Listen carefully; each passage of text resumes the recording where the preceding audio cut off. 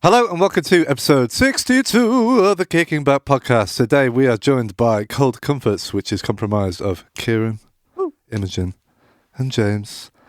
Hi everyone! Hi! How are we doing? Good. Yeah? Thanks for having us. Yeah, it's a pleasure to have you here. Of course, Kieran, you were here years ago. Yeah, man. In single-digit episode land, so Yeah. It's nice to have you back as well. Good to be back. So tell me, the Cold Comforts, what are my favourite Manchester bands, I do say, and I'm not just saying that because you're here. I listen to the podcast. He says that every time. I have lots of favourite bands. Yeah, of course. Like if you know, someone's never heard of you guys, where are we sitting in the old genre land? What kind of bands are we pulling influence from? Well, would it be more interesting to say where we're drawing from individually, maybe? Sure, go for it. No. Ooh. Because, I mean, we could easily sum up the band as a rip-off of Foo Fighters. There's no skirting around that. But I don't know, I feel like we all pull from slightly different pools of rock and other music. Like for me, I listen to loads of like Fugazi and kind of 90s alt rock stuff and things like that.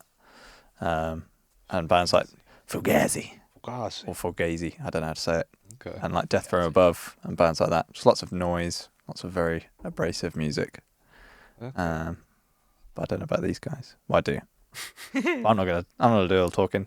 Imogen. Yeah, Imogen, who are you pulling influence from for this stuff? That's a good question.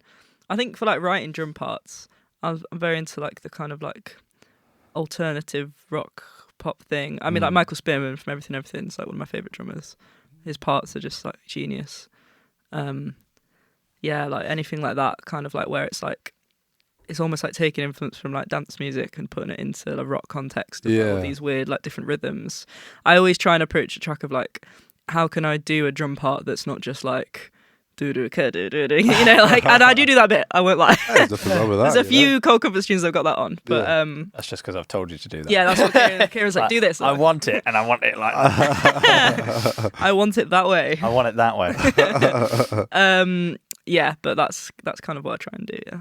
Cool. What about you, James? Yeah, and if any of my friends are watching, which I hope they are, they will almost definitely have a bet on how long is it going to take for him to mention Rush. At what point do they come up? But It was like the minute mark. it really didn't might take that have long, did it? But you know, you ask about influence, It's gonna happen. you get it.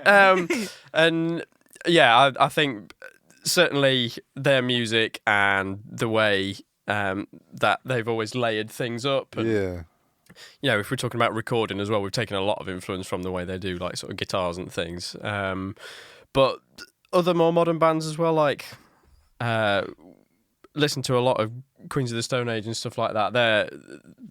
Their methods of recording have really inspired us, haven't they? Yeah, it's another big one. In terms of like when you say methods of recording, like what kind of things are we talking here? Just like we've all been down the YouTube rabbit holes of, you know, how do we get a record to sound anything like that? Especially because we do it all at home as well. Okay, yeah. And there's a good video with one of the producers, It's Eric Valentine, that's it, who talks you through a bit of like, I'm not going to tell you exactly what they do because they'd kill me if I did, but here's how I do it, kind of thing. If I was trying to show another band what to do, and it was, you know, just kind of copying a lot of that, and yeah, for all other things as well. There's always making of documentaries of various albums and things, and we're just kind of like watching, like, what guitar are they using for that bit? You know, what kind of amp is it, and all that kind of thing. And Okay. yeah, And is it? It's not just like endless stacks of fucking guitar layers. yes, that's exactly what it is. Yeah. That's the Bit of secret. that, yeah. That's the secret sauce right there. Like, I think this needs just one more guitar layer. One more. Yeah. And right, the thing with Rush, okay, Jones, I'm going to be honest with you. Here we go. I don't like them, but I will say that I've not really tried. Okay. I've just heard a few things. I'm like, it doesn't really, you know, Right, sure. rustle my jimmies. Right. If you were to throw me in the Rush bucket and into an album, where would you throw me? Well, James has got a beginner's guide to Rush playlist. Yes, maybe we need to share this. It was inspired by a CD that my dad once made for my mum because she was in the same boat. And he's like, I remember he wrote on pen on this blank CD, Rush for Beginners. So I copied him and made a playlist on Spotify for anyone who ever said, "Where do I start?" Because there's so much of it, you know. Yeah. But also, I like to think if you told me what kind of things you were listening to at the minute or what kind of things you like generally, I'd be able to prescribe you a dose. A bit of a list, yeah. An appropriate dose of Rush. Yeah. Well, send me that playlist afterwards. I will do. I will have a listen. Might have to whittle it down a bit. I get carried away with what I think everyone has to hear, you know. I'm sure I can condense it further. Okay, I look forward to that. Sure. I look forward to that. So how long has the band been going for now? It's been a wee while now, hasn't it? Yeah, I don't know. It's a weird one because it's been quite broken up, hasn't it? It's probably been like 3 years. Yeah. I think 2019. To like mid 2019, I think was when we started properly rehearsing and. But then obviously like a large chunk of being in the band has been during the pandemic, so it doesn't. I don't know. It doesn't actually necessarily feel like we've been a band for 3 years because, you know, were you an active band? I mean, we were doing stuff and releasing music as much as we could. Yeah. But were you an active band for 3 years? You'd have played a lot more shows than we have, and just done a lot more stuff. Whereas, we kind of had like the first tour we did, and then the pandemic. So we just like recorded and released music when we could, and did the occasional gig. But it's not been like your typical start to a band, I guess. Yeah. I guess like 3, probably getting up to 4 years. Yeah, now, our first gig was summer 2019, wasn't it? Yeah. At Night and Day. At Night and Day. Wow. That classic Manchester venue. Yeah. Delightful. Right. I've fairly recently come down to a triage. Yeah. Right in thinking as I well. think that's the interesting thing. It does feel not like a completely different band, but because it's like a slightly different lineup and a different setup with Kieran playing bass, and we've had to adapt some of the tunes and we've written so much more new stuff. It does almost feel like, we've been a band since like 2019, but it feels like we've almost like, I don't want to say started again, but it's been a rebirth. It does a little bit. It feels like we've kind of hit reset a bit, just because like the music's going in a different direction, not like wildly different, but as any artist should do, you know, you don't want to stagnate on the same thing. Yeah. I mean, you know, that works for people, but not for us. Yeah. And so there's like lineup change, and me playing bass is obviously a bit different to Jacob when he played before, and we've only got one guitar, and we've all started doing more BVs and stuff, and we've started writing a lot more using like synths and keyboards and samples and things as well. So just getting a bit weirder with everything is the essence of what's going on at the minute. There's a lot of like just going down rabbit holes. Yeah. Be like, this is cool. No one's ever going to listen to this, but it's great. What was sort of like the decision to like stick with the trio? Because obviously you could have easily just, I guess, got someone else in and kept with the thing. I mean, essentially when Jacob came to me and said that he wanted to sort of step away from the band, I was like, okay, cool, whatever, respect the decision. Yeah, that's fair enough. You know, people have their own shit going on. But I was instantly like, my brain just went, I'm going to play bass. Like, no offense to any of the Manchester bass players or bass players anywhere, they're all great. Yeah. But in the 5 minutes that my brain was like, bass player, bass player, bass player, I couldn't think of anyone that I wanted to play in the band other than Jacob. So I was just like, well, fuck it. How bad could it be? I'll just fucking do it. It was a bit of a stubborn like, I'll do it then. And this worked out all right. I actually have found out that I prefer playing bass, weirdly. Oh, really? Yeah. Have you just like picked up a bass, or have you done a bit of bass playing before? I have owned one for about 8 or 9 years. Right, okay. And it's had the same set of strings on the whole time. You know, nice. It's like, it's been used for demos and things. And not really anything else. But yeah, no, I've never really played bass for anything before, which is probably why all my bass playing looks a bit like a bad guitar player playing bass. It sounds great, man. Through all of the distortion pedals and stuff. But, you know, it's a thing, I guess. It works. It works well, I think, the trio setups. It's cool. It's like fun. Well, I mean, what we first noticed when we first had a couple of rehearsals last year and we did a couple of gigs as well, was like, it's a lot more open sounding because you've not got two guitars vying for space and sort of like lots of things clashing. Now it's just everything has its own space, which is quite cool. Yeah. I'm digging it. I'm digging the new vibe. Yeah, we found some interesting ways to make the old ones keep working as well. Like you're saying, the bass has got loads of drive and distortion to kind of fill a bit of the gap where the other guitar would have been, and I'm kind of doing an amalgamation of both parts from the song at once kind of thing. And it's good fun. It's what I feel like I ultimately always sort of trained myself to do, because the band I spent the longest time in before I moved to Manchester was just guitar, bass, drums, vocals. So I was kind of having to fill all that space. And I think just at that age, it's such a key point in how you start to develop your style that I think just I inherently always want to fill as much space as possible with my parts. So it's quite nice being able to go like, oh yeah, I can do that again, Yeah. Quite like it. No, it sounds fucking awesome. I think we should let the people at home hear some of this awesome music. Yeah, for sure. So the guys came in before and did a little live session, which you're going to watch now, and then we're going to come back and talk about the tunes and talk about some other things. It's going to be great. So enjoy the live session, and we'll be back in a second. Cold Comforts. Hey, we're Cold Comforts. This is the Kicking Back podcast, and this first song is called Turn Back Time. Feeling like it's time to go. Stay too long, it starts to show. I'm looking for a purpose, still searching for a different point of view. I'm wondering if it's worth it, and surely there was something left to do. Never gonna change your mind, no more luck in changing mine. Holding on to all I can find, won't let go, won't hold back the tide. The future terrifies me as everyone around me turns to go.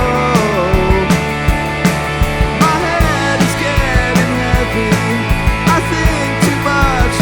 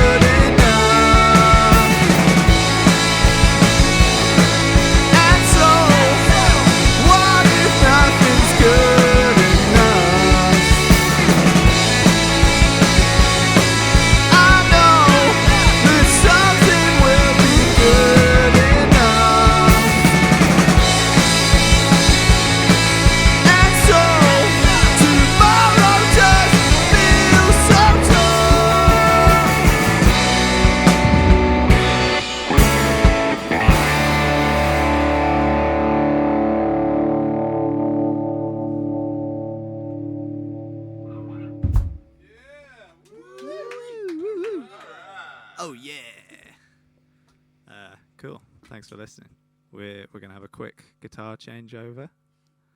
Slick as ever. This next song we're going to play is a new one that hasn't come out yet, but is going to be our next single, I think. Probably, possibly. Yeah, cool. And it's called I Need It.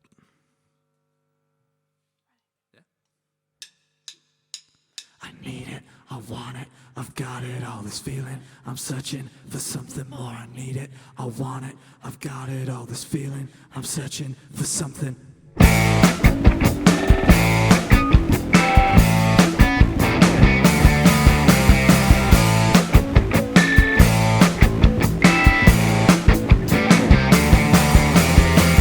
Something tells me you're not leaving until I get another one. Try to see behind the curtain, there's a smoking gun. Every day I try to fill this hole, but never find a way. You never know if you try to find it, might appear another way, another way. I need it, I want it, I've got it, all this feeling. I'm searching for something more. I need it, I want it, I've got it, all this feeling. I'm searching for something I can touch it and shake it. And leave it, or keep it close, read it, and throw it, or beat it, and fuck it up, seal it, and feel it, and face it, and bleed it out. I love it, or hate it, I need it, I want it now. I'm sick and tired and it's killing me. I'm seething at your feet again. I try to find it, try to recognize it. Never seen the sunrise quite so violent. It's the difference that makes this hurt. It's the difference that makes you skirt the truth. It's hiding, you're taking on another day of the same. I've got it, all the feeling. I'm searching for something more. I need it, I want it. I've got it, all this feeling. I'm searching for something I can touch it and shake it and leave it, or keep it close, read it and throw it, or beat it and fuck it up, seal it and feel it, or face it, or bleed it out. I love it, or hate it, I need it, I want it now. Touch it and shake it, read it and throw it, bleed it and throw it, or hate it, I need it more than you'll ever know.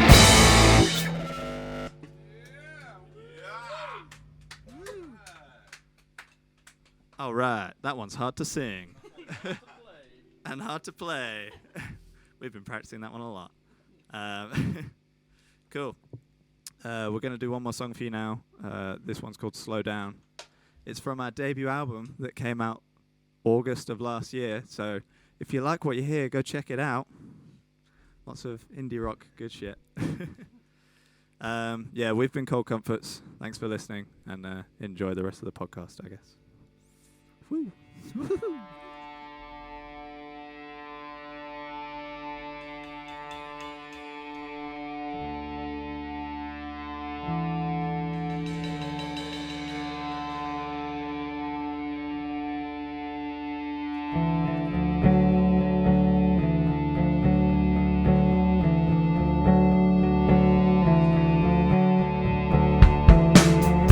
This is it, the summer of nothing. I call you up to see if you're around.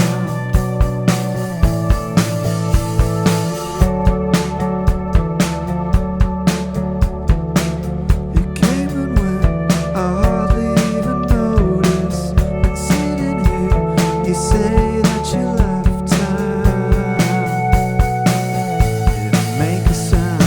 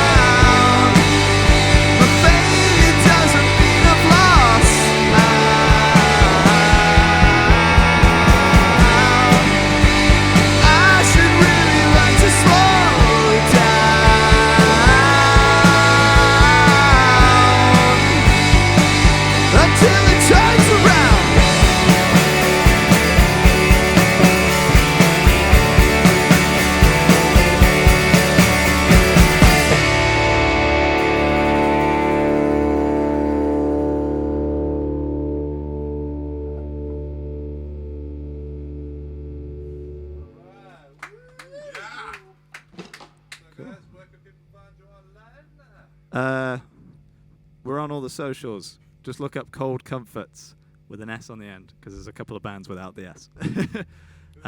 Yeah. Thank you. Welcome back to episode 62 of the Kicking Back podcast. You've just watched a delightful live set from our guests today. Cold Comforts, well done, chaps! Thank you. Delightful stuff. Thank you. On the heavier side of things that we've had in the studio before, I'm sure we've pissed off a lot of people in the adjacent studio, but it's fine. So tell me about the tunes. You played 3 songs. What are they all about? How they came to be? The first song and the last song are both from our album that came out last year, and the middle one was a new one.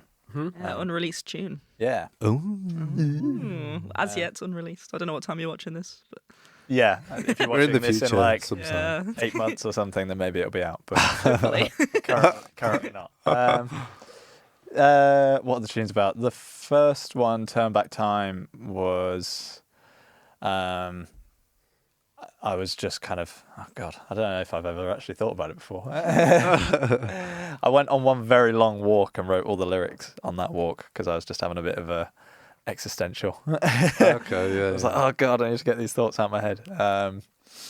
I think part of like the meaning behind that song is just not wanting to live a life full of regret and getting to the end of your life or a certain point and looking back and going, you know, oh, I wish I'd done that differently, or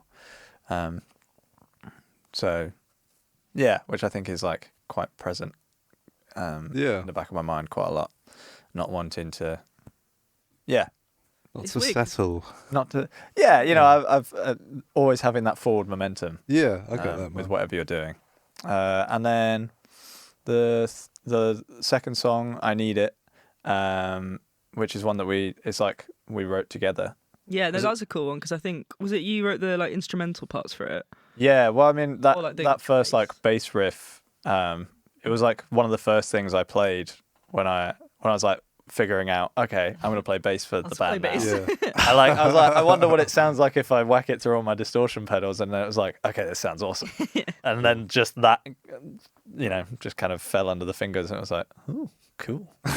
Record, save for later, and then we just it's been nice though recording all these new tunes together, Yeah, it's been a lot more collaborative, hasn't it? writing them. Yeah, because Is it? Okay. the first album stuff was, for the most part, a lot of like I would write about 90% of the tune, and then we'd sort of arrange it all together and make it work as the band.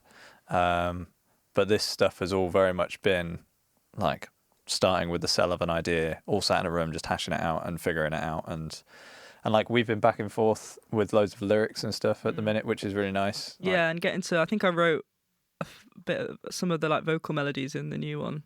Almost. loads of the new tunes have got your melodies and Yeah, I lyrics. like a good Imogen's melody. great. Whoa. I'm a bit obsessed. Imogen's really good at lyrics, and it's really annoying. Well, Oh, I that's used cool. to. I kind of hate doing lyrics, but it's funny you were talking about writing Turn Back Time because was that like lockdown lyrics? Oh, Prime. Yeah. That was. Yeah, you know, just was like it? a different weekly existential crisis. Yeah. That sounds about right. That was that one. That happened to be an okay song. Because that's what I had as well. It's just like, you know, I used to kind of. I think if you try and be too clever with it, it doesn't really work. But I just kind of wrote stuff, and a lot of the lyrics, like, there's a tune we haven't released yet, but like, is my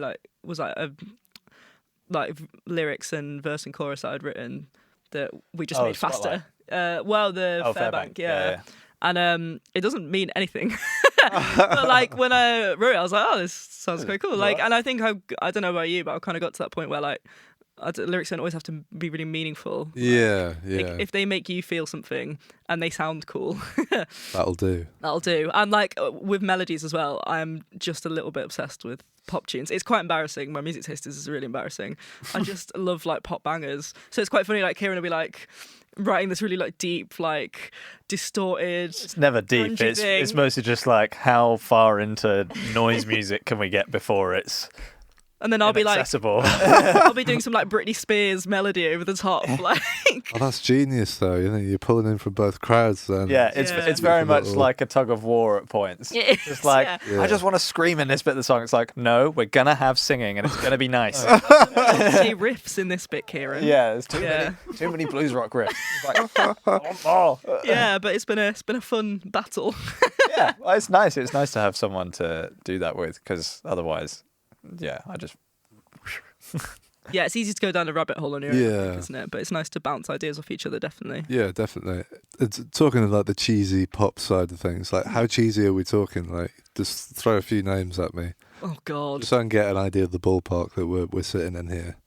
Oh God. I mean, I do like a bit of Beyonce. Nothing wrong with that. Yeah. She's the queen. She's Yeah. amazing. Four's the best album. Yeah. Great album. Oh no, what am I talking about? B-Day's the best album. God, sorry. I can't believe I just said that.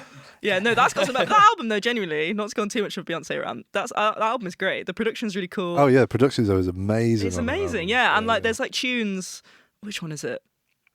Oh, God. I mean, there's Freakum Dress, which is like it's all percussion and then just like a tritone going the whole way through it, and then just her vocals.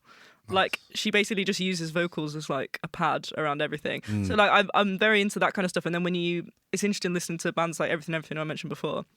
They're like they have said, I think before in interviews, that they take a lot of influence from like Destiny's Child and like 90s R&B. Okay. And it's such a cool thing because when you listen to the songs, you can really hear it because the vocal melodies are really rhythmic. It's not just, and I'm really into that as well. That's I think why I've got to that point with lyrics of like it doesn't really matter what they mean, because if they have like a really cool rhythm that you're really not expecting, it really cuts through. And I think that on top of like a rock tune, which is maybe kind of like chugging along, that for me is like my favorite thing. And then just like a shitload of backing vocals as well. Yeah, so that's what. And then Kira's like, no. Wrong. Scrap that. Oh no, I've got a few in there. I don't think you should put your lyrics down so much as well. They definitely mean something. I think it's just you don't always have to like hand it to someone on a fucking platter. Yeah. You don't have that's to be it, like, man. you know, there's a time and a place for a song that's very obvious and universal, but at the same time, like, I really like Jeff Tweedy's lyrics, the guy from Wilco, because it's like you could sit and read them and be like, man, this means nothing. Like, so weird because it's this bizarre like abstract poetry, but then you kind of listen to the song a few more times and you derive your own meaning from it. Yeah, definitely. You know, which I think can almost make it more Personal. Isn't it? more personal, more valuable as a sort of piece of art, and you can pull your own connection to something rather than someone just going, "This is what I want you to think and feel." You can make your own assumptions. Yeah, man. I'm glad you think that, because sometimes it feels a bit like cheating when you're like, Yeah, I mean, sometimes our lyrics are rubbish as well. So Yeah. it's a fine line between like trash and poetry. oh yeah, one man's trash is another man's poetry. And what about track 3? Oh yeah, and Slow Down was another one from the album. Yeah. Which, that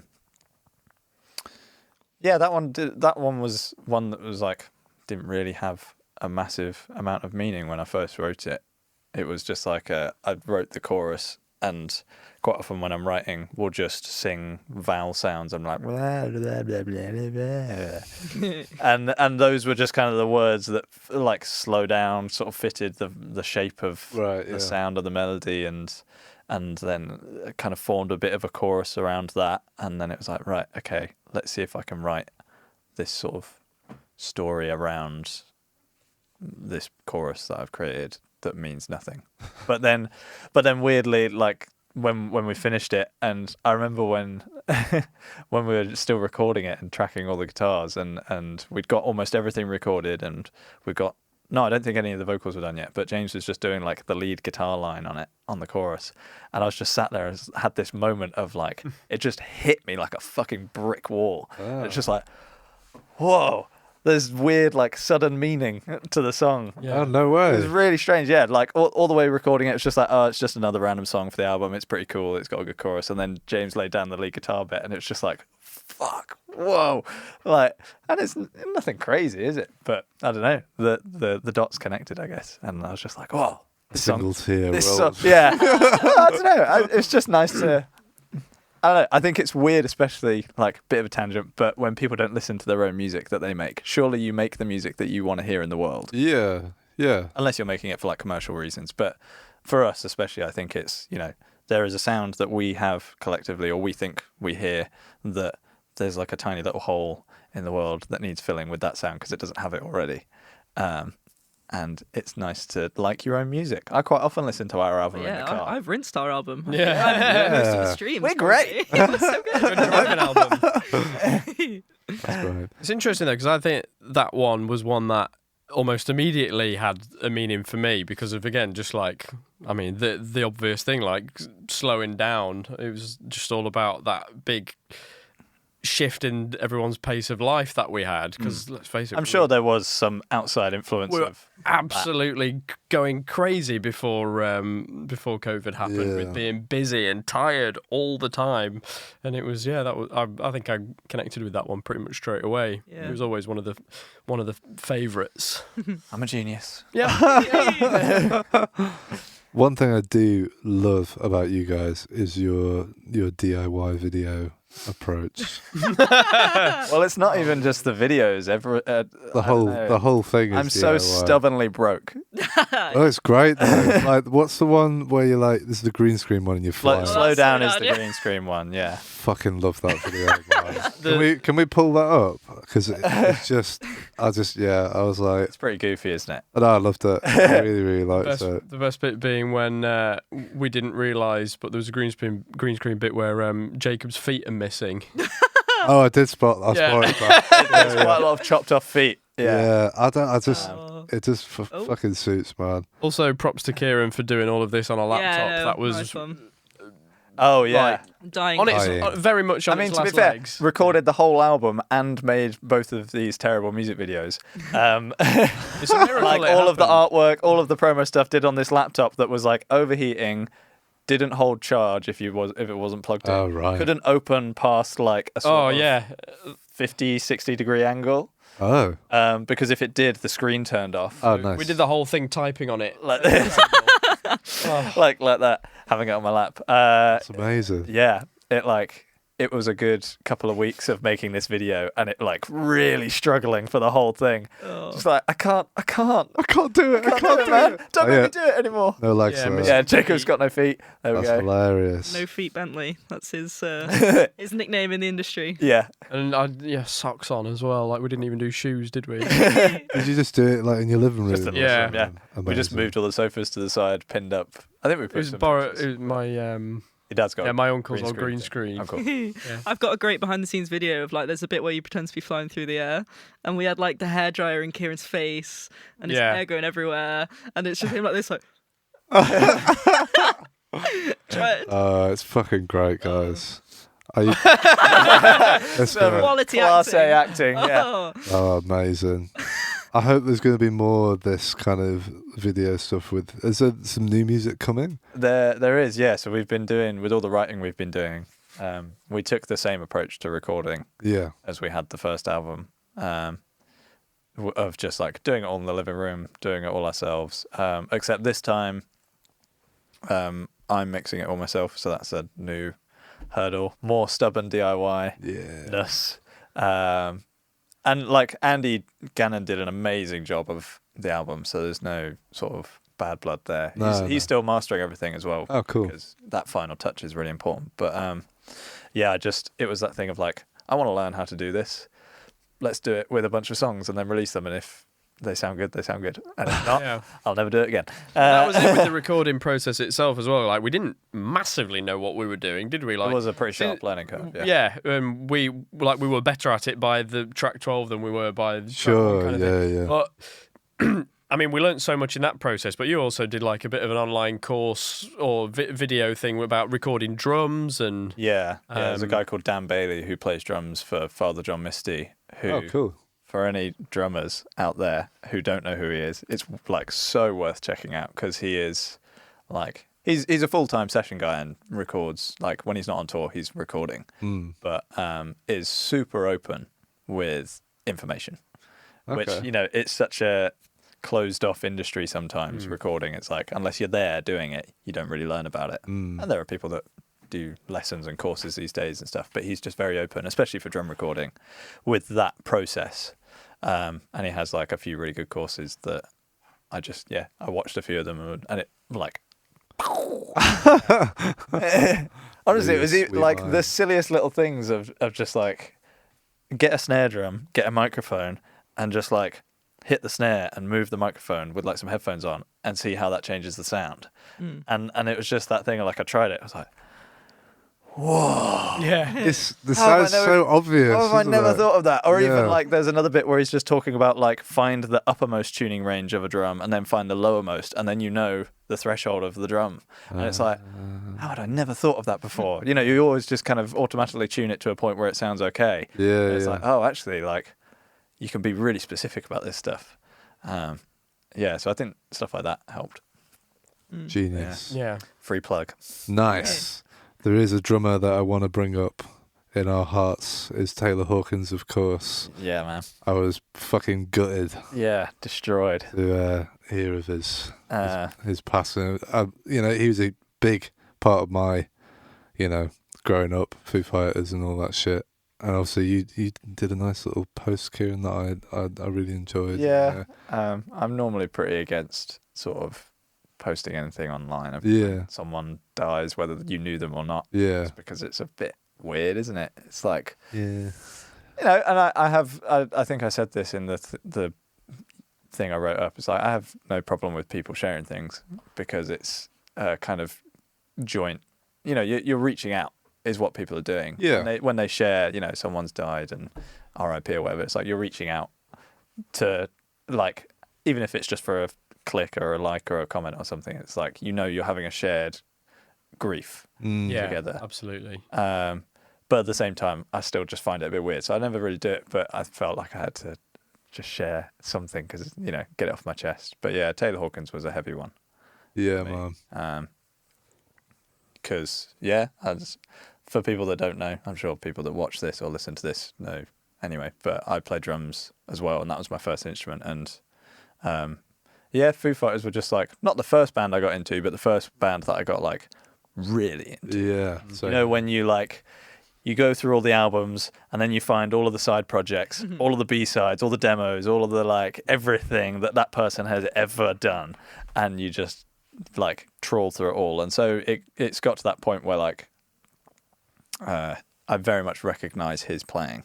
yeah. Which I don't get with a lot of musicians. I don't know. I just, there are some people that do have very distinctive styles, but like he's a drummer that does rock within a world of rock drummers. Like it's kind of hard to tell one apart from the other unless it's doing something really weird.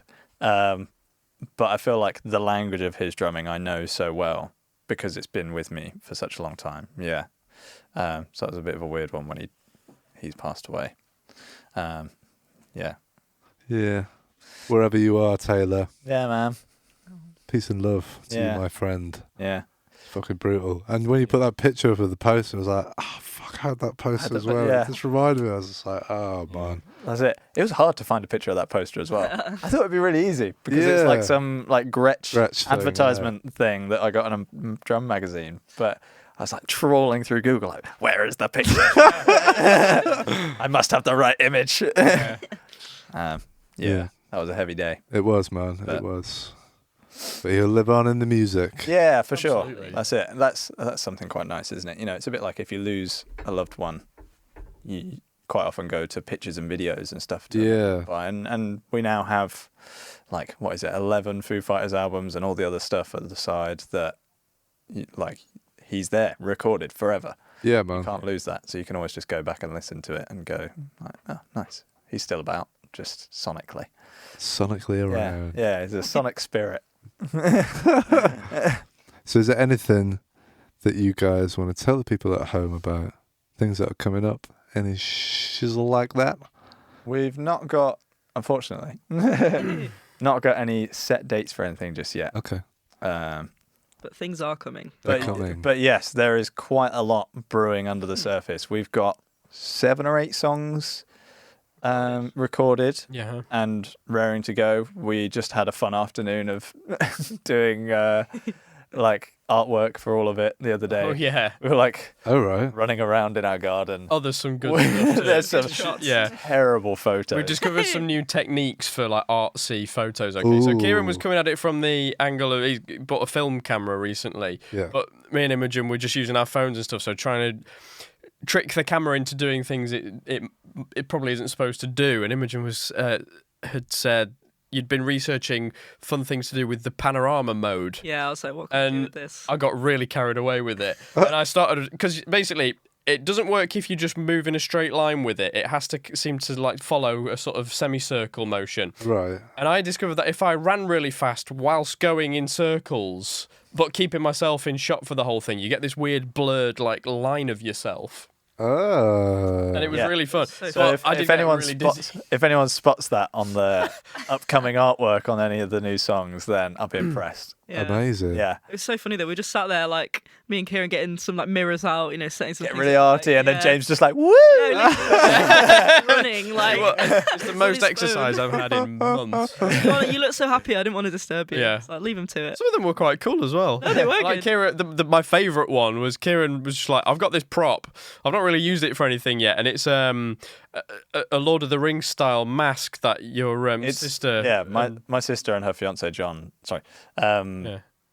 Make replica props from films Ah, as just like a side hustle. that's And cool. it's amazing. They make really cool stuff, No like way. entire suits of like Halo armor and axes and all this sorts of stuff. They made some mini like baby Groots before. That was really good. Nice. Oh. But for a birthday one year, she made me this incredible like orc helmet from like not orc. It's like the goblins from the Mines of Moria. They're Oh, like right. the big pointy. Yeah. helmets. And it's all out of foam, so it's super light, but it looks cool as hell. Yeah. I was like, what if I put that on and then do this, which was a bit more risky because obviously I couldn't see anything, but also, it made for quite a cool, strange picture. So you got some keepers in there then? Yeah, and then even the film camera stuff. Oh, was there you go. good. Yeah. Is it like? Yeah, that's oh, it. That's looks the like that. exact one. Yeah. That's wild. Okay. Yeah, so it's James. Picture this: James running around in a Didsbury garden on a sunny afternoon with that on his head. Oh, sounds like a great way to spend Looking an like I'm afternoon. filming myself Yeah. doing something, you know. Yeah. Amazing. But yeah, so we've got. How do we get there? We've got new music coming out New music's coming. this year. Soon, hopefully, the next new song will be out. And don't think it's going to be an album, but it's also, what do you call that? Because it's longer than an EP, but it's Yeah, not as long as an 7 album. tracks. It's like a medium play. It's an MP An MP, isn't it? Oh. Although or an if you put EEP. An extended. play. An eep. Oh my god, yeah. Eeper.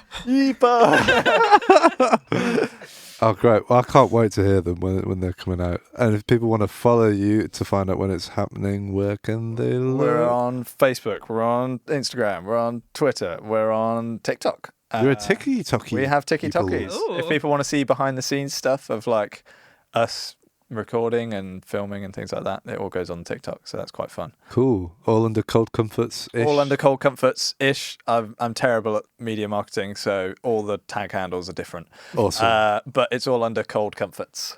Some of them Nice. are UK at the end, aren't they? Yeah, Okay. which I like as well because it then makes it look like Cold Comforts suck. Suck. Yeah. Nice. Yeah.